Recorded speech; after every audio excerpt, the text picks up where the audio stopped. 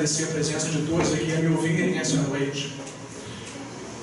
O tema que nós escolhemos com muito carinho no nosso bate-papo trata-se do ectoplasma e o seu universo com as crianças.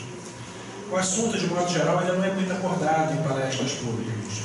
Porém, eu tenho visto um movimento crescente das associações médicas espíritas tentando popularizá-lo. Ectoplasma, gente, é fluido de cura. É isso que nós vamos poder ver em parte essa noite. Portanto, ele está presente em praticamente tudo que nós fazemos, tudo que nós realizamos na casa espírita. Se vocês vão tomar um passe daqui a pouco, o eletromagnetismo do passista chegar a vocês, tem que ter a presença do ectoplasma. Se vocês estão passando por um tratamento aqui na casa, a base desse tratamento é ectoplasma.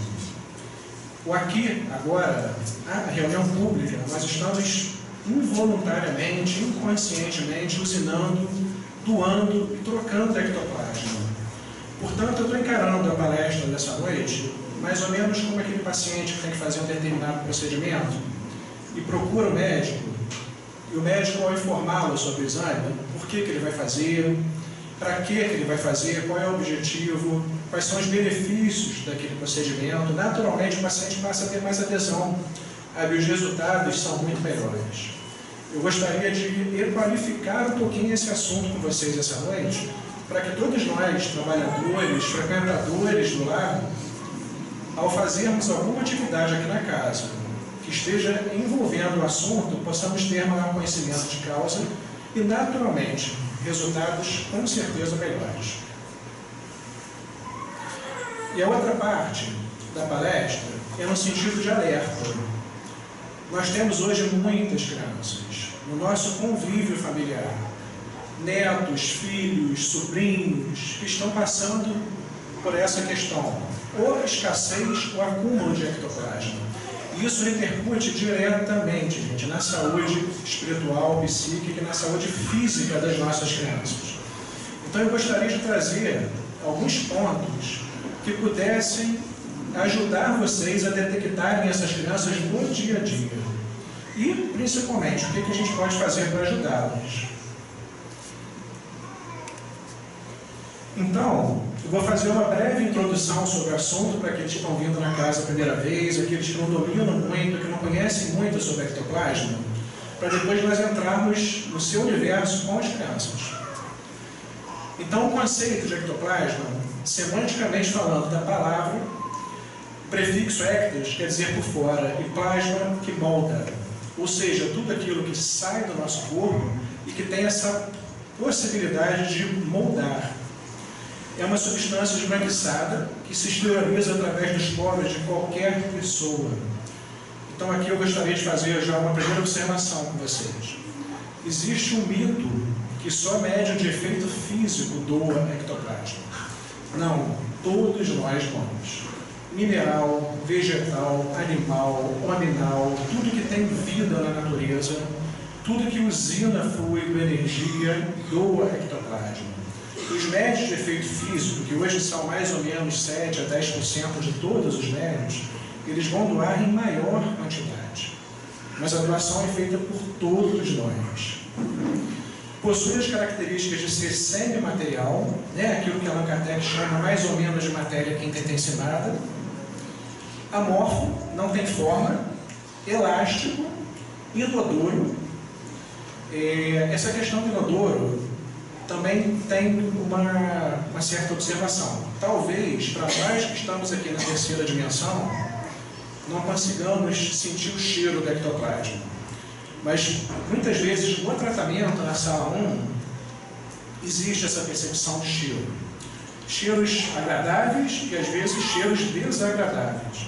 E a gente atribui essa percepção olfativa à presença do ectoplasma.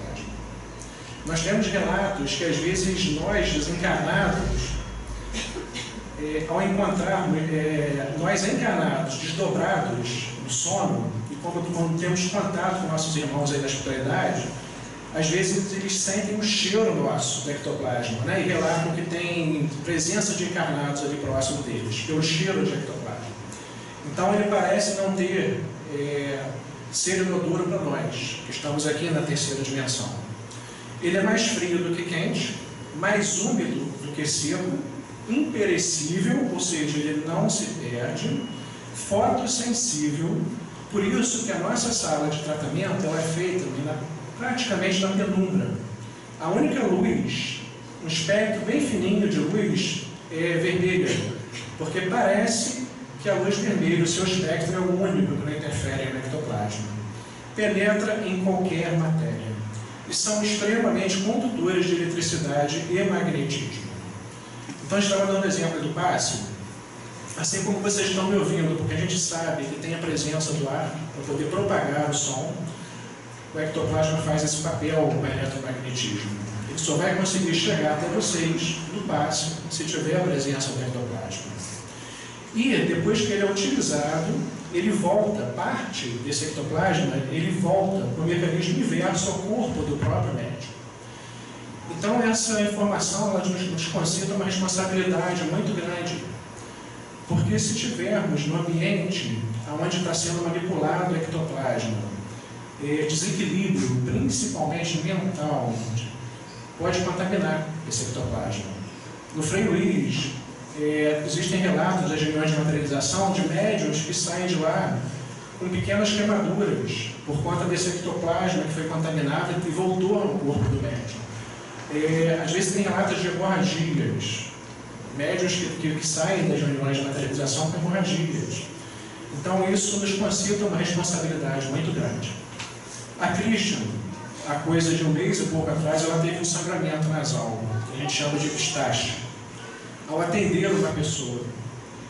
E na sala de tratamento nos foi colocado em que esse sangramento foi pela doação dela. Então, provavelmente, foi esse mecanismo que aconteceu. Provavelmente, o ambiente não estava tão preparado, houve a contaminação desse ectoplasma, provavelmente também pelo padrão mental de quem estava ali, que isso é involuntário, ninguém quer que isso aconteça, mas acontece. E o ectoplasma, ao voltar para Christian, pode ter causado sangramento no seu nariz. Porque o ectoplasma, gente, ele é fluido. Ele circula no nosso sangue. Então, ele interfere muito na nossa parte endotelial, na nossa parte vascular. E muitas vezes causam esse sangramento. Por isso, a responsabilidade de lidarmos bem com o assunto e, por isso, a palestra dessa noite, para que possamos requalificar melhor essa questão. E são utilizados em reuniões de materialização e de cura. Nós vamos falar rapidamente do histórico do ectoplasma. Da esquerda para a direita de vocês, nós temos a fotografia de Charles Richer. Muitos de vocês devem conhecer Charles Richer.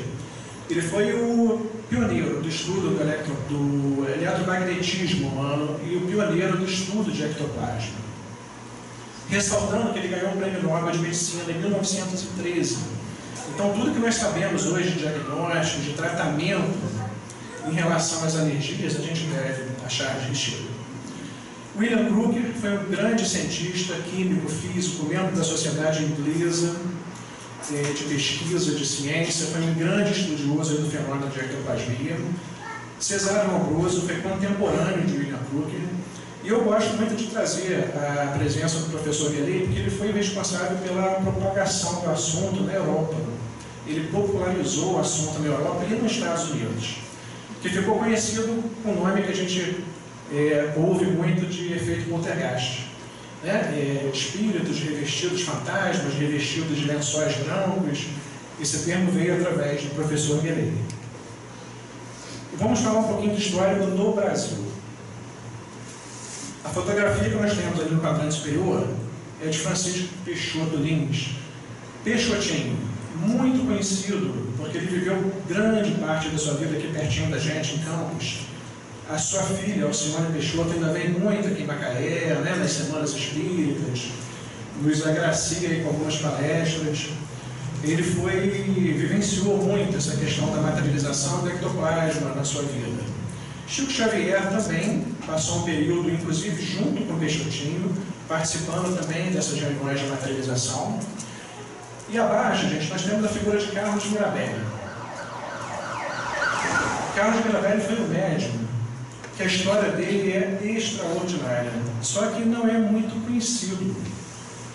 ele foi um grande médium de efeito físico. Quem gosta desse assunto, sugiro muito que vocês pesquisem a vida de Carlo Mirabelli, porque é assim algo surpreendente. Então, nós temos aqui na fotografia a entrada do lar de Frei Luís, o busto de Frei Luís, que é um dos nossos patrônomos aqui da casa. Muitos de nós conhecemos pessoalmente, nós tivemos a oportunidade de ir ao Rio. Esse busto é um portal energético.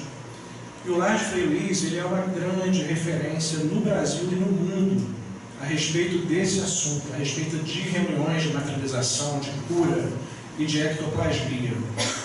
Eu fiz questão de botar a foto do nosso querido lar de Francisco, porque a gente sabe que o lar, ou para quem não sabe, né, trago a informação, é um filhote do lar de Frei Luís.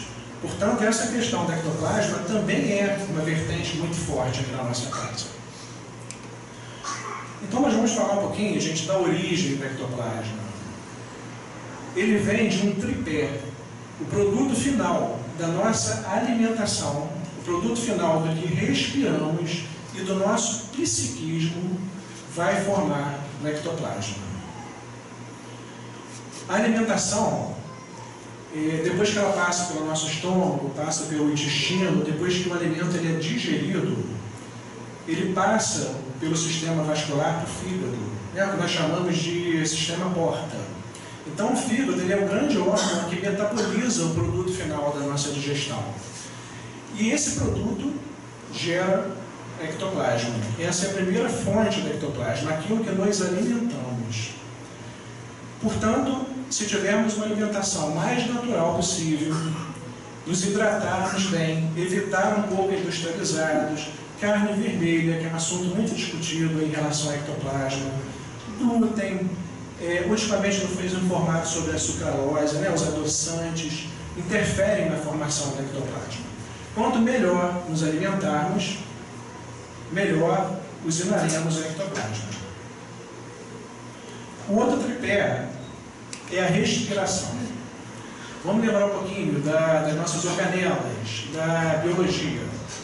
O ar também, depois que ele entra no nosso organismo e que ele passa pelo pulmão, depois que ocorre a troca gasosa, ele vai passar dentro das organelas, não sei se vocês lembram, pelo ciclo de Krebs, pelas mitocôndrias, gerando ATP. O ATP são as nossas famosas células energéticas. E, paralelamente a essa cascata das mitocôndrias, existe também uma cascata de elétrons. Ou seja, existe fóton, existe luz dentro da célula, que a ciência chama hoje de biófons. Então, essa cascata de elétrons, essa cascata fotônica, geraria também o ectoplasma. Ou seja, a primeira fonte, produto final da nossa alimentação. Segunda fonte, produto final da nossa respiração. E o terceiro tripé é o nosso padrão mental. Todo o nosso hálito mental, toda a nossa usinagem psíquica, tudo aquilo que pensamos, compõe e influencia diretamente o ectoplasma, gente. Essas são as três fontes de formação do ectoplasma.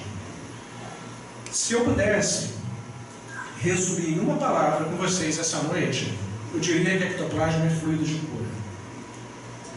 E, portanto, utilizado, repito, em quase tudo que fazemos aqui no lar. Feitas as apresentações de ectoplasma, nós vamos entrar no objetivo da palestra, que é o seu universo com as crianças. Detectar essas possíveis crianças que possam estar passando por esse processo, ou de escassez, ou de doação excessiva de ectoplasma. Eu gostaria muito, realmente, de trazer esse material para vocês, para que vocês possam, no dia a dia, terem essa ferramenta de identificação. E dessa forma a gente poder ajudar os nossos pequenos. Então, eu separei, eu pontuei 3 características dessas crianças, que eu acho que vai ser suficiente para isso. Nós vamos falar um pouquinho do comportamento delas, ou seja, da natureza dessas crianças. Nós vamos falar das características clínicas, quais os sinais e os sintomas que elas trazem e como que elas se apresentam como espírito reencarnante. Eu acho que essas 3 pontuações, nós vamos conseguir esse objetivo. Então vamos falar um pouquinho da característica comportamental, gente, da natureza dessas crianças. De um modo geral, elas trazem consigo um padrão de medo, timidez, temor noturno, sonambulismo. Essa condição noturna é muito conturbada, dificuldades de adaptação ao meio, muitas vezes tem início de transtornos psiquiátricos, toque e outros transtornos psiquiátricos, e surge algumas faculdades mediúnicas na infância. Eu confesso a vocês que isso aqui, gente, foi a minha infância. Eu passei por todos esses itens, sem tirar, sem pôr nenhum deles. Eu fui dormir sozinho em torno aí dos 10 anos de idade. Meus pais me colocavam no quarto e às vezes deixavam a luz acesa e eu ficava a noite em claro, não conseguia dormir, porque eu tinha pesadelos homéricos e temor noturno que eu não conseguia relaxar e não dormia. E hoje, depois de várias experimentações aí na vida, eu me descobri como um doador de ectoplasma. Não médio de efeito físico, mas eu acredito doar numa condição um pouquinho maior do que a média. Tive algumas manifestações mediúnicas na infância, que a grande maioria eu não tenho mais, e, de um modo geral, o comportamento das crianças que são doadoras de ectoplasma se enquadram nesses slides. Agora vamos falar um pouquinho das características clínicas dessas crianças. E aqui eu queria fazer uma observação importante com vocês. Eu gostaria que vocês partissem da premissa que todos os sintomas que nós colocarmos aqui, eles foram exaustivamente estudados e tentado diagnóstico pela medicina convencional. Porque não adianta, gente, a gente falar de cólica, por exemplo, né, como uma característica das crianças que são doadoras de ectoplasma, se elas tiverem justificativas clínicas para ter cólicas. Né? Exemplo, se a gente recebe uma criança no consultório e a mãe tem erros alimentares e está passando aquilo para o filho através do aleitamento, ou se essa criança apresenta intolerância a proteínas aí do leite, então é óbvio que a cólica ela tem uma explicação biológica, médica para isso. Então nós estamos falando daquelas crianças que já passaram por todas as investigações, que já foram descartadas todas as possibilidades aí de cólicas, todo o tratamento possível já foi instituído e mesmo assim as crianças ainda possuem muita cólica. Então eu gostaria que vocês tivessem esse tipo de reflexão para todos os sinais, porque senão a gente acaba também entrando aí no fanatismo. Então, de um modo geral, essas crianças possuem do aparelho gastrointestinal sintomas de cólicas, dilatação de órgãos, hepatoesplenomegalia, alteração do ritmo intestinal, diarreia, constipação, refluxos gastroesofagiano, estomatite de repetição, intolerância e alergias alimentares. Aí aqui eu coloquei algumas citando aí para vocês. E da parte respiratória, elas têm uma tendência maior a apresentar alergias, asmas, rinites, né, as famosas ites aí da vida, infecção de vias aéreas de repetição. Então são aquelas crianças que passam pelo otorrino, que passam pelo pneumologista, que passam pelo pediatra, e tem história às vezes de 10 otites por ano, sem causa. O otorrino faz toda a investigação dessa criança, ela não tem nada. Ela não tem adenoide, ela não tem obstrução que precisa operar o ouvido, como algumas crianças precisam.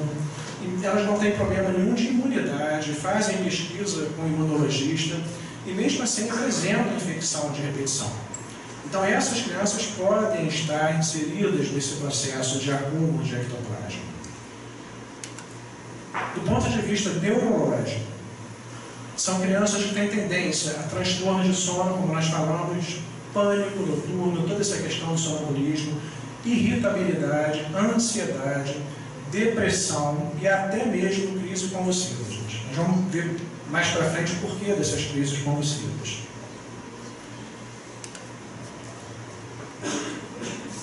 Da parte imunológica, são crianças que têm tendência a doenças autoimunes, a baixa imunidade, e ao turnover celular diminuído. Doenças autoimunes são aquelas doenças onde o nosso próprio organismo começa a produzir anticorpos que destroem células do nosso próprio corpo. E o turnover celular é o seguinte, gente, quando vocês fazem hemograma, todas aquelas células que estão ali presentes, elas são produzidas pela medula. Por exemplo, as hemácias, elas duram mais ou menos 120 dias, né? Que carregam o oxigênio, aquelas taxas que a gente vê anemia, e depois elas são renovadas. Esse processo de renovação celular, esse turnover celular, ele está muito diminuído nessas crianças que são doadoras de ectoplasma. E elas têm uma tendência muito grande à alergia. E aqui eu coloquei as alergias em destaque para a gente falar um pouquinho mais sobre elas. Eu faço pediatria há 20 anos. E eu tenho visto uma incidência de alergia ao longo desses 20 anos aumentar muito. Isso é diário no consultório e é um comentário diário dos pediatras, dos alergistas. À medida que nós temos uma ciência cada vez mais avançada, nós temos tratamentos cada vez melhores, entre aspas, nós temos terapias imunológicas, todo esse recurso à nossa disposição que nos traz a reflexão que teria que ser o contrário. Nós teríamos que estar mais sob controle das alergias e às vezes nos parece, profissionais de saúde que lidamos com criança, que as incidências têm aumentado absurdamente. Isso nos leva a uma reflexão, né? Por que isso tem acontecido? E aí eu gostaria de falar um pouquinho com vocês especificamente aí das alergias. Eu trouxe essa referência do livro Falando da Terra, do Dr. Joaquim Murtinho, Psicografia de Chico Xavier. A reflexão que o Dr. Joaquim Murtinho traz sobre as alergias, ela tem muito a ver com o nosso bate-papo aí da noite, e é muito interessante. Ele coloca que essas crianças, espíritos que estão reencarnando com essa característica de inconformação, de adaptação ao meio, gera, de um modo geral, falta de fé. Por quê? Porque passam a não acreditar em nada. Acham que está tudo errado. Acham que nasceram na família errada. Acham que estão na cidade errada. Estão na escola errada. Querem mudar tudo na vida. E falta essa sensação de que tem algo a mais organizando e tutelando a eles. Então gera um mecanismo de falta de fé. Então elas passam a querer comandar por conta própria as pessoas e as circunstâncias. Essa é uma característica desses espíritos reencarnados. E isso, segundo o Dr. Joaquim Murtinho, gera tensões e sentimentos que afetam o processo de multiplicação e de renovação celular. Lembra que nós falamos no slide anterior de todo esse mecanismo de renovação celular, do turnover celular, esse mecanismo de vida e morte das células, né, principalmente da medula. Então é isso que o Dr. Joaquim Murtinho traz. E ele fala que as crianças têm esse padrão comportamental, gerando toda essa equação aí que vocês estão vendo, podem, em grande parte, terem alergias. E aí o Dr. Joaquim Murtinho traz uma observação, gente, que eu achei assim incrível. Processo alérgico advindo das obsessões. Dá para a gente imaginar isso? Obsessão causando alergia, gente? Dr. Joaquim Murtinho diz que toda mente enfermiça atrai outras mentes enfermiças. Porém, o nosso sistema nervoso ele não suporta muitas mentes espirituais sobrecarregando-a, podendo gerar desordens psíquicas, síndrome do pânico, depressão, tristeza, melancolia e as alergias. Então é mais ou menos como se nós tivéssemos uma rede elétrica. Nós fazemos um projeto com eletricista, com engenheiro, para a nossa casa, para uma empresa. Então aquela rede elétrica é montada para sustentar a necessidade da casa. E aí vem o vizinho que faz um gato. Aí vem o do lado e puxa a nossa energia. O que vai acontecer? Provavelmente vai dar curto-circuito. Aquela rede que estava preparada para suportar uma determinada tensão começa a dar problema. E o nosso cérebro, gente, é uma rede elétrica.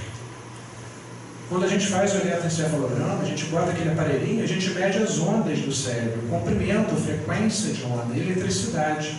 Então, o que o Dr. Joaquim Murtinho fala é que essas crianças, e aí não só as crianças, mas isso serve para todos nós, que estamos passando por um processo obsessivo, seria como uma rede elétrica que está cheia de puxadinho, está cheia de gatos, está cheia de influências externas sobrecarregando. E isso tem um limite. Segundo o Dr. Joaquim Murtinho, quando ultrapassa esse limite, essa sobrecarga psíquica pode gerar todas essas consequências e também as alergias. É isso que ele chama de processo alérgico advindo das obsessões. Bem, nós falamos das características comportamentais dessas crianças. De um modo geral, como é que é esse padrão, como é que é a natureza dessas crianças. Nós citamos aqui algumas das características clínicas, né, gastrointestinais, neurológicas, imunológicas, as alergias, como é que essas crianças se comportam do ponto de vista de saúde. E agora nós vamos falar um pouquinho dessas crianças com espírito reencarnatório. E aí eu trouxe essas 3 reflexões para nós. Vamos falar um pouquinho de cada uma. Muitas dessas crianças, elas possuem esse padrão de processo reencarnatório.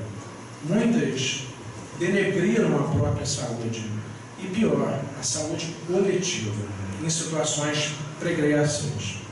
Fizeram parte desse cenário que está ilustrado aí. E a gente pode citar rapidamente Cruzadas, Santa Inquisição, Noite de São Bartolomeu, Primeira Guerra Mundial, Segunda Guerra Mundial, nazismo. E como que essas crianças vão refazer essa equação? Onde elas denegriram as leis de causa e efeito, as leis de amor, as leis cósmicas. Como que vocês acham que essas crianças poderiam refazer essa equação? Trabalhando, gente, com saúde. Se denegriram lá atrás, vão ter a oportunidade de refazer essa lei de amor trabalhando com saúde. Existe uma frase do Dr. Bezerra de Menezes que eu nunca mais esqueci na minha vida, onde ele diz que o mestre não deseja punir ao infrator, mas sim reeducá-lo dentro da própria infração. Eu acho essa frase assim de uma lógica, de uma racionalidade muito profunda. Portanto, muitas dessas crianças estão reencarnando tendo no seu programa reencarnatório a questão do ectoplasma e aceitam. Então está na hora da gente começar a refletir que a questão do ectoplasma ela vem muitas vezes no programa reencarnatório dessas crianças, com a possibilidade de refazerem essa equação, de transformarem a dor do passado em um veículo de hoje de levar saúde, levar cura às pessoas. E aqui nós vamos falar um pouquinho das características da tela búdica dessas crianças. A tela búdica, ela é a parte mais externa, mais etérea do nosso corpo físico. Para quem não sabe, ela faz parte do nosso corpo físico. Isso às vezes confunde um pouquinho. É na tela búdica que nós temos todos os nossos chakras, todos os nossos campos de força. E cada um deles tem uma duplicata do perispírito, tem uma contraparte no perispírito. Então, um dos papéis da tela búdica é nos blindar um pouco das outras dimensões. Elas formam essa proteção para que a gente não fique totalmente exposto às outras dimensões. Porém, essas crianças que são doadoras de ectoplasma, elas têm essa tela búdica muito fina, às vezes até um pouquinho fenestradas, que é para poder passar o ectoplasma. Mas, em contrapartida, deixa essas crianças vulneráveis. E acontece exatamente o que está aí, gente. E aí a gente começa a entender um pouquinho, né? O porquê do sonambulismo, o porquê dessa irritabilidade, o porquê do pânico noturno, o porquê das alterações neurológicas que muitas apresentam.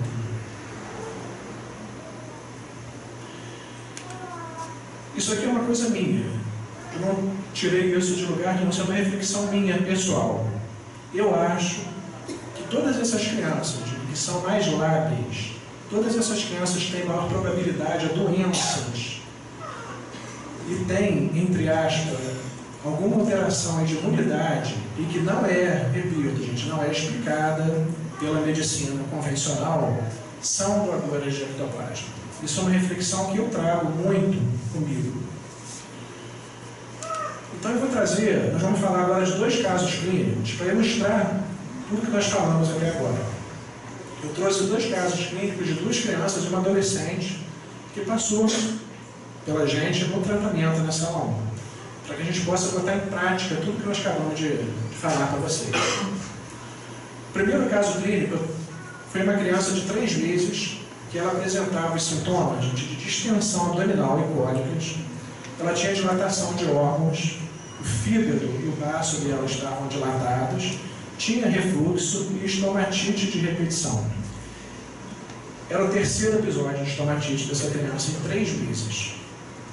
E aí foi feita a observação na sala 1, durante o tratamento, que ela era uma potencial doadora de ectoplasma. E foi feita uma observação que eu nunca mais esqueci, que na época me impactou muito. A hospitalidade pediu para a mãe evitar ambientes hospitalares nessa criança, dizendo que pela sua doação e pela sensibilidade que essa criança tinha, ela poderia passar muito mal dentro do ambiente hospitalar. Isso me chamou muita atenção na época. E o segundo caso foi uma adolescente que ela nos procurou, a queixa dela para o tratamento era dor lombar. E aí também foi detectada como potencial doadora de ectoplasma. E ela tinha um acúmulo muito grande nessa região genésica. Então foi atribuído pelos nossos amigos que essa lombalgia dela era um reflexo desse acúmulo na região genésica que estava atingindo camadas mais profundas, chegando até o seu quadril, chegando até o osso. E a gente tem visto muito isso na sala 1. Muitos acúmulos energéticos de ectoplasma na região genésica, muitas vezes causados por distúrbios de sexualidade que nós tivemos lá atrás ou nessa existência, continuamos alimentando esses distúrbios de sexualidade, causando essas obstruções na área genésica e chegando até a nossa coluna e causando problemas de lombalgia e nervo ciático. E aí também a gente vê como é que está essa estatística hoje de problemas de coluna e de nervo ciático, né? Como que isso é comum.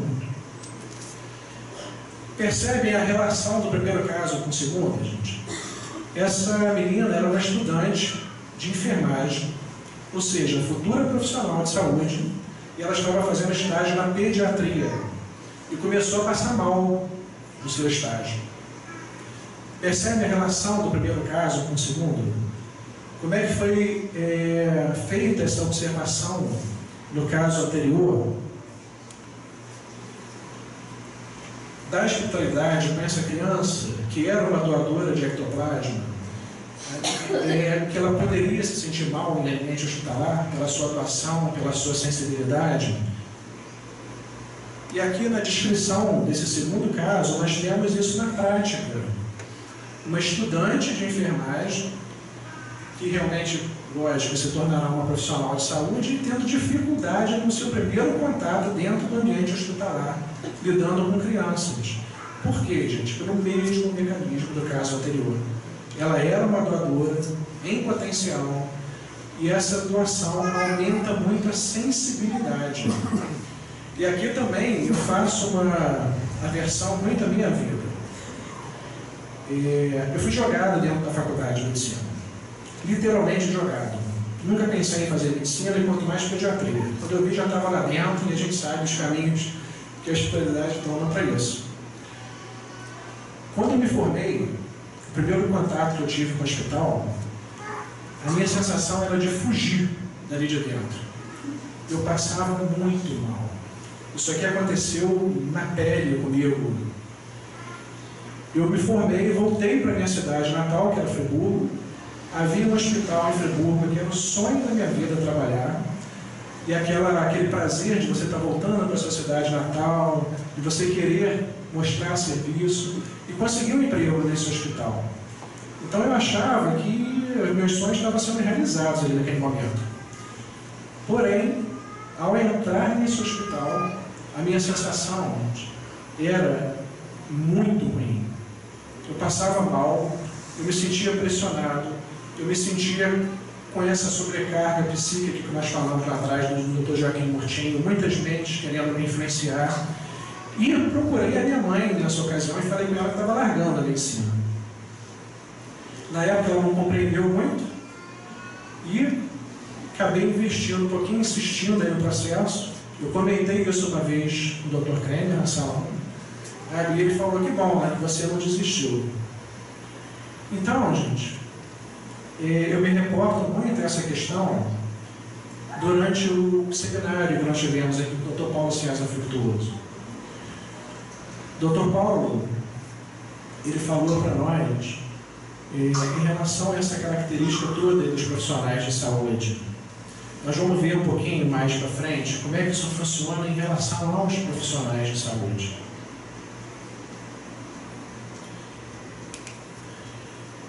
Tudo que nós acabamos de falar me leva a crer muito também nessa equação. Se essas crianças têm esse passado reencarnatório que nós falamos, ou seja, denegriram a sua própria saúde, denegriram a vida, a saúde de uma coletividade. E hoje, para refazerem essa equação, muitas estão reencarnando com a característica de serem doadoras de ectoplasma, porque, como nós vimos essa noite, é fluido de cura. Então, onde que estaria muito dessas crianças, gente? Profissionais de saúde. Se são doadoras de ectoplasma, se isso está no programa reencarnatório delas, e se elas têm como objetivo trabalhar isso em prol da cura, em prol da saúde, para refazerem essa equação equivocada lá de trás, naturalmente nos faz refletir que muitos estejam na área da saúde. E no seminário do Paulo César, no intervalo, na coffee break, tiveram 2 estudantes da faculdade e um colega médico aqui da região, que me procurou relatando a mesma coisa que eu acabei de falar para vocês. Esse colega médico ele falou: eu não entro mais no hospital, eu não trabalho mais em hospital, eu só faço consultório, porque eu não aguento a pressão de estar dentro do hospital. E muitos desses profissionais de saúde que estão vivendo essa equação, gente, culmina na depressão. E alguns no suicídio. O suicídio hoje é, como nós sabemos, um problema de saúde pública. O suicídio hoje está uma epidemia no mundo e avassalando muitos profissionais de saúde. Nós tivemos, infelizmente, alguns exemplos aqui na nossa região, né, de fato, de estudantes de medicina que cometeram suicídio. Nós tivemos uma amiga agora recentemente, de nosso convívio de área de trabalho, que também tentou, e conversando com seus familiares, a gente consegue observar como que ela estava inserida também nesse processo, como que ela também, muito provavelmente, faz parte dessa equação. Passado reencarnatório, doadora de ectoplasma, trabalha na saúde para poder externar esse ectoplasma e não estava, por algum motivo, conseguindo ainda se encontrar nessa equação, combinando em depressão, em suicídio. Gente, nós falamos só coisa brava a respeito de ectoplasma, né? Então eu me senti no direito, na obrigação de fazer essa pergunta aí para vocês. Quando nós falamos das características da natureza dessas crianças, a gente só falou coisa ruim. Pânico, sonambulismo, terror, medo, tristeza, depressão. Quando falamos dos sintomas clínicos, mesma coisa. Que as crianças têm problema imunológico, que têm alergias, passado reencarnatório denso, conturbado. Isso muitas vezes, ainda mais para quem está começando a ter contato agora sobre o assunto, nos leva a essa pergunta, eu creio. Será que o ectoplasma é coisa boa ou é coisa ruim? Vamos colocar numa escala de 1 a 10, onde 10 seria o ectoplasma de Jesus, nosso Cristo planetário. Nós sabemos que existem várias passagens no Evangelho que nos levam a pensar muito na questão da presença e da ectoplasmia. Jesus pegou terra, lodo, cuspiu na terra, passou nos olhos do cego e curou. Então, será que esse cuspe de Jesus não era ectoplasma? A hemorroidisa passou, como nós sabemos, tocou em Jesus, se curou E Jesus falou: quem que me tocou? Porque saíram virtudes de mim. Será que essas virtudes também não era a questão do ectoplasma? E aí vem a pergunta: onde que estaria o nosso ectoplasma nessa escala? Qual é o tripé de formação do ectoplasma que nós comentamos lá no início? O metabolismo final da nossa alimentação, da nossa respiração e do nosso padrão mental. Então é só fazermos uma rápida análise de como está a nossa dieta, como está o nosso respirar, como está o nosso psiquismo, que nós vamos poder fazer uma boa leitura nessa escala, onde estaria o nosso ectoplasma. Talvez, acredito, 3, melhor das hipóteses, 4. Então o ectoplasma, gente, se ele é o tripé de tudo isso, ele é a nossa própria essência. Paracelso, um antigo químico da antiguidade, ele tinha uma terminologia para ectoplasma que eu acho muito bacana, ele chamava de elixir da vida. Hahnemann, pai da homeopatia, chama de fluido vital. Os orientais chamam de Qi. Então o ectoplasma ele é fluido de cura. Só que nós somos espíritos ainda a caminho. Nós não somos espíritos puros e não temos um ectoplasma puro como o de Jesus. Então hoje nós vivenciamos ainda um momento de equívocos, um momento de aprendizado. E esse ectoplasma, que é a nossa própria essência, ele gravita ao redor de nós mesmos. Portanto, nós ainda experimentamos tudo que nós estamos colocando aí na reunião. Não que o ectoplasma seja uma coisa ruim, porque às vezes eu fiquei preocupado com isso, de dar essa sensação. E aí, meus amigos, vamos falar do tratamento dessas crianças. Como que a gente pode abordar essa questão? O que a gente pode fazer para ajudá-las? O primeiro item que eu trouxe é sobre a obstetrícia.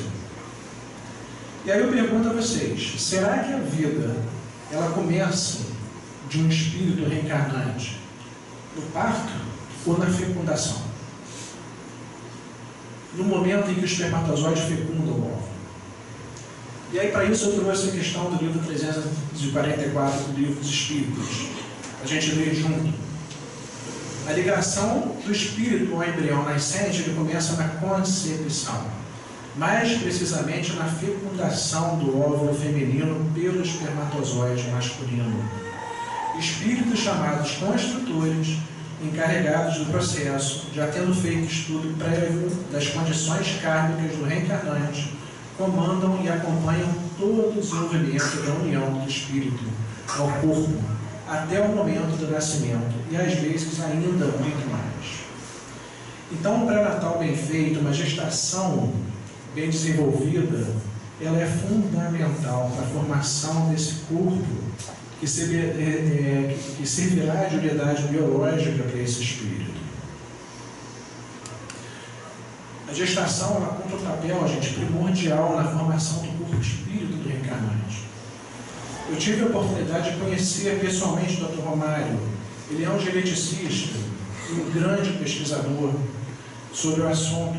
Eu conheci no Mednesp, ano passado, no encontro das associações médicas espíritas do Rio Centro. Ele autografou o livro para mim. Estou acabando de ler esse livro, que é extraordinário. Eu vou presenteá-la a doutora Tereza, que é a nossa amiga, companheira de trabalho na sala obstetra.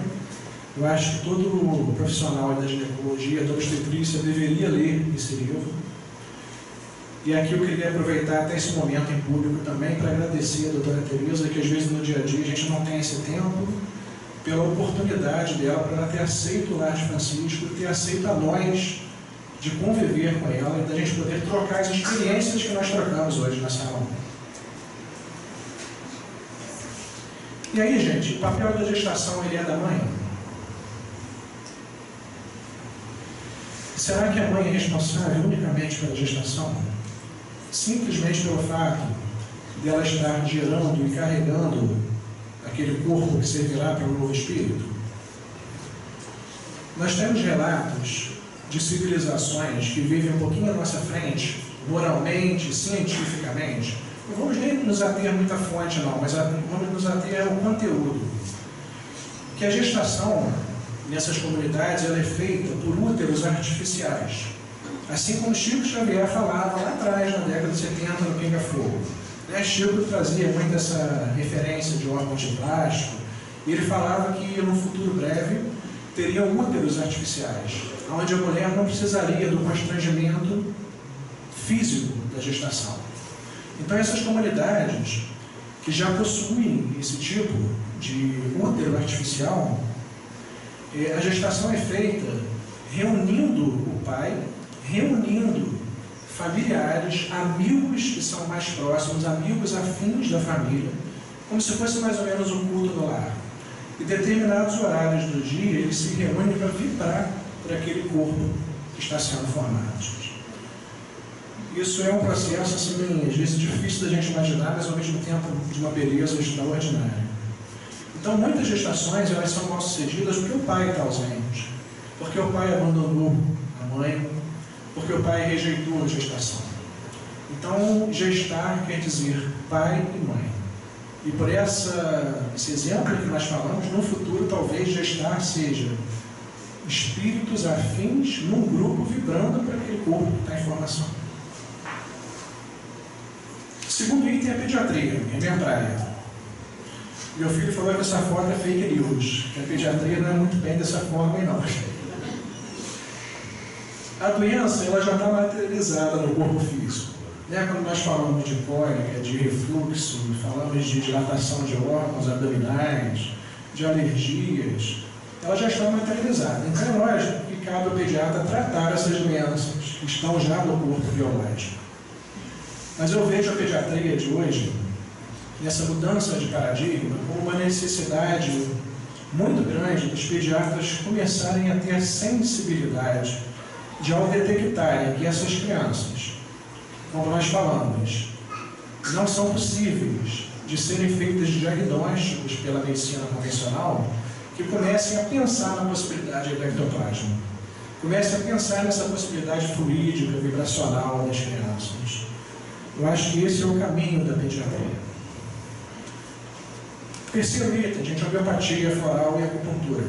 Por quê? Nós sabemos que a terapia da homeopatia, ela nos permite tratar não só o nosso corpo biológico, ela adentra também esse universo vibracional fluídico. E aqui também um mito, que criança não faz acupuntura. Eu tenho uma colega ainda hoje que é uma excelente acupunturista, que atende criança, ela encaminha muita criança para ela. E as crianças conseguem fazer acupuntura numa boa. Então, hoje nós temos uma clínica nos Estados Unidos muito famosa, que ela fala da homeopatia como medicina integrativa. É o termo que ela usa, não medicina alternativa, como a gente ouve muito aqui no nosso país. Então, a homeopatia seria de grande ajuda também. Seria mais um item somando o tratamento dessas crianças.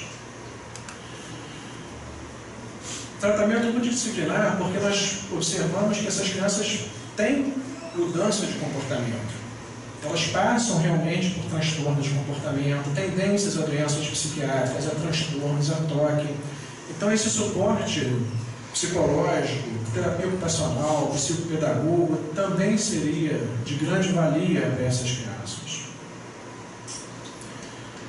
A atividade física, cognitiva e as artes. A atividade física ela é uma ferramenta incrível para que a gente possa harmonizar a nossa própria fisiologia, nosso próprio metabolismo. E o ectoplasma, sendo um produto final desse metabolismo, a atividade física vai ajudar muito nesse processo. E as artes, eu coloquei aqui pintura, desenho, dança. A gente sabe que a arte ela é uma ferramenta de transcendência. O músico, quando ele está em harmonia com o seu instrumento, tocando uma nota, parece que é uma coisa só. Parece que ele transcende. Um pintor, quando consegue colocar a sua essência numa tela, que muitas vezes no dia a dia ele não consegue, ele está transcendendo. Então, as artes, estimularmos essas crianças com qualquer manifestação artística, é uma ferramenta incrível para elas se conhecerem melhor e também lidarem com essa questão da ectoplasmia de uma forma melhor. Contato com a natureza. A natureza ele é um grande catalisador, é um grande transformador energético. Nós conseguimos fazer um processo de renovação, de reciclagem do nosso eletromagnetismo com contato com a natureza. Hoje de manhã eu fui à praia, levei minha cachorrinha, uma filhotinha de golden, e eu deitei na areia com ela. Foi a primeira vez que ela foi à praia, fez uma bagunça enorme. Eu fiquei deitado na areia e sentindo o vento, sentindo o sol, sentindo o pulsar do planeta. Parece que a gente entra numa frequência de vibração onde nós somos uma coisa só. A sensação que nós temos é que a mesma energia que alimenta o átomo de um vírus é a mesma que alimenta o átomo de um sol, só em quantidades diferentes. E a natureza é dinâmica, gente. E hoje nós estamos tão inseridos aí na nossa rotina, vivendo em ambientes fechados, escritórios, banco, consultório, que parece um movimento estático, como a gente está agora aqui dentro. Apesar da gente saber que está tudo em movimento, mas nós temos essa sensação de estarmos num momento estático. E a natureza não. A natureza ela é dinâmica e ela permite essa sensação a nós. E seria também uma grande fonte de ajuda a essas crianças. Você já ouviu falar de banho de floresta? Os orientais fazem muito isso. São caminhos, como se fosse mais ou menos o arborismo que nós temos aqui, onde eles caminham pela floresta, eles abraçam as árvores. E é assim, incrível. Isso muitas vezes nos traz muito mais condições de saúde do que tomarmos um remedinho. E a casa espírita? Como é que ela entra nesse processo de ajudar essas crianças? É lógico, gente, que pela evangelização infantil, pela mocidade futura espírita, passe, água frutificada, tratamento médico espiritual quando é indicado, quando é necessário, e principalmente detectar essas crianças que são doadoras de ectoplasma. E quem sabe, instituí-las em trabalhos de cura. Aqui começa, de fato, o verdadeiro tratamento dessas crianças. Porque se elas têm potencial de doação de ectoplasma e elas não estão conseguindo eliminar esse ectoplasma, que naturalmente elas usinam em quantidade maior, ele vai acumular. É igual água parada. E vai causar congestões, vai causar obstruções fluídicas, magnéticas, vibracionais nessas crianças. Como nós colocamos lá o exemplo dos dois casos clínicos, que uma teve acúmulo na região genésica. E o lactentezinho de 3 meses, ele teve muito aqui na região gástrica, causando sintomas que nós colocamos lá atrás, refluxo, estomatite. Então, se nós conseguirmos ter um bom pré-natal, gestar esse corpo de uma forma mais saudável, se a pediatria começar a ter esse olhar mais sensível para essa questão energética das crianças, conseguirmos instituir as terapias de homeopatia, profissionais multidisciplinares, estimularmos as nossas crianças à atividade física, às artes, conseguirmos, no nosso dia a dia, que elas tenham mais contato com a natureza, e somando tudo isso, fazermos essa leitura e aqui na casa espírita ofertarmos a essas crianças a possibilidade de serem doadoras de ectoplasma através de algum trabalho de passe futuro, através de qualquer trabalho de cura. Essas crianças vão começar o seu processo de melhora. E para a gente finalizar, gente, depois desse estudo, mais do que nunca, eu acho que a ectoplasma é a nossa própria essência. Se nós falamos que o tripé de formação dele é a nossa alimentação, é a nossa respiração e o nosso padrão mental, para mim ele é a nossa própria essência. E aí quando conseguirmos chegar nessa escala que nós colocamos aí de 1 a 10, onde 10 seria o ectoplasma de Jesus, e quando conseguirmos vivenciar de fato essa possível quinta lei do universo que Ashman colocou para sua filha como sendo a lei de amor, não amor paixão, não amor piega, mas esse amor consciência, talvez nós chegaremos a um processo de autocura. E mais, vamos ser ferramenta de auxílio para curar a terceiros. E dentro dessa questão científica, quando vivenciarmos esse ectoplasma puro, será que a gente consegue entender melhor essa frase tão falada aí pela gente, vós sois deuses, vós pode fazer tudo que eu fiz e muito mais, dentro dessa questão da ectoplasmia? Eu acredito muito que sim. Eu trouxe um vídeo, dá tempo? 5 minutinhos, dá? Eu trouxe um vídeo que ilustra muito bem tudo que nós colocamos aqui, toda a nossa palestra. Eu queria passar para vocês.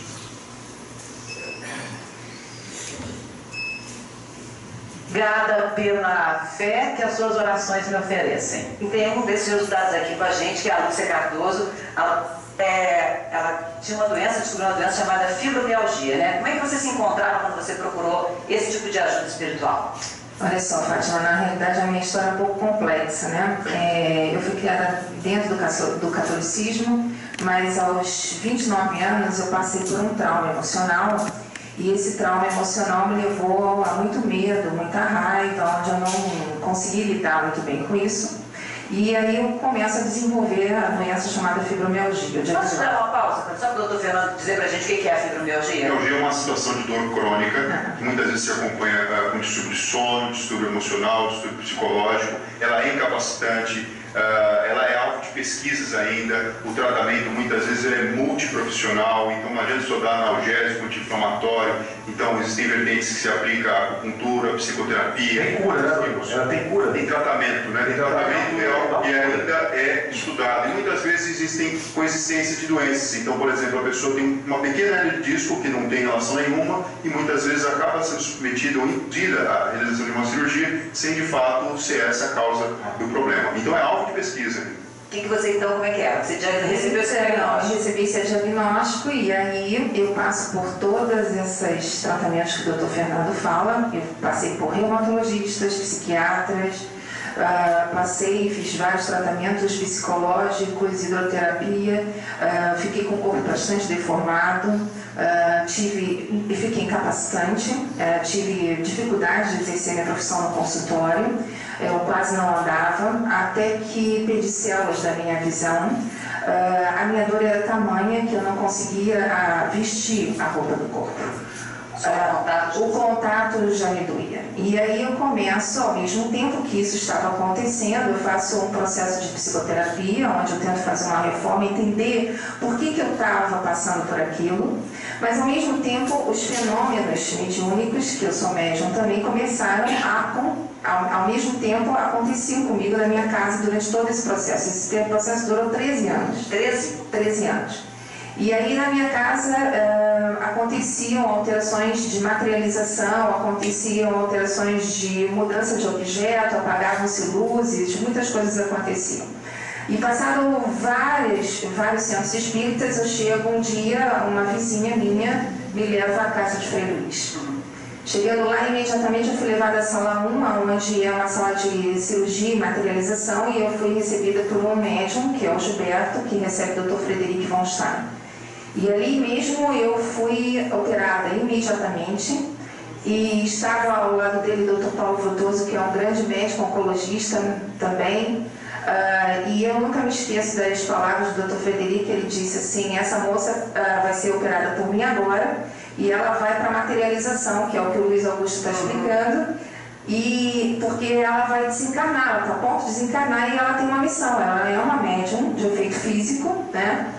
E aí eu pulei à frente de 2 anos de pessoas que estavam me esperando. E foi muito emocionante que no sábado seguinte meu pai lá me levou. E quando cheguei lá em cima, foi o próprio Dr. Frederico que me operou. E ali começa a minha cura. Ali naquela casa passei 2 anos, né? E aí por várias salas. E eles ainda tinham um pouco de dificuldade de entender qual era o tipo de mediunidade e os sintomas foram diminuindo. Até que um evento acontece e eu saio da casa de Frei Luís e ainda tinha alguns eventos mediúnicos e algumas situações de dor, né? E um dia no meu consultório, atendendo uma grande amiga, querida paciente que teve um câncer, que me procura 10 anos depois com um sarcoma, mesmo dentro da dor dela, ela olha para mim e diz: eu não aguento mais te ver sofrer. Eu vou te dar o telefone do Luiz Augusto e fui então recebida na casa de Padre Pio por esses irmãos, a minha família espiritual, e ali eu recebi muita cura. E muito interessante na minha história que o Dr. Frederic, ele sempre dizia que eu precisava ser colocada na mão de um médium que iria me preparar para os efeitos físicos, e ali seria a minha externa da minha dor. E eu nunca cheguei a esse tal médium. E esse tal médium estava na casa de Padre Pio, foi instrumento da minha cura. Você hoje não tem dor? Nenhuma, sou considerada pela medicina como totalmente curada. A perda das células das minhas visões, dos meus 2 olhos foram recuperadas. Eu não tenho absolutamente nada e atuo como médium hoje. Agora, Luiz, quando acontece uma coisa como essa, né?